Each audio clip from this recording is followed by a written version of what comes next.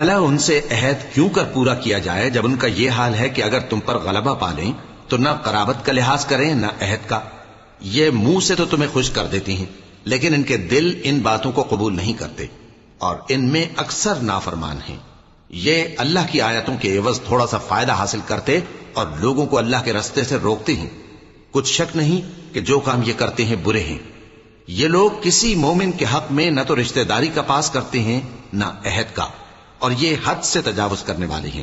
اب اگر یہ توبہ کر لیں اور نماز پڑھنے اور زکات دینے لگیں تو دین میں تمہارے بھائی ہیں.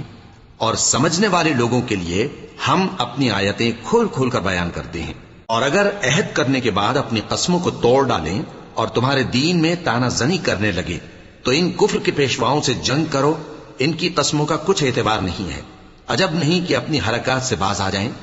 بھلا تم ایسے لوگوں سے کیوں نہ لڑو جنہوں نے اپنی قسموں کو توڑ ڈالا اور پیغمبر کو وطن سے نکالنے کا ارادہ کر لیا اور انہوں نے تم سے عہد شکنی کی ابتدا کی. کیا تم ایسے لوگوں سے ڈرتے ہو؟ سو ڈرنے کے لائق تو اللہ ہے اگر تم ایمان والے ہو. ان سے خوب لڑو. اللہ ان کو تمہارے ہاتھوں سے عذاب میں ڈالے گا اور انہیں رسوا کرے گا اور تم کو ان پر غلبہ دے گا اور مومن لوگوں کے سینوں کو شفا بخشے گا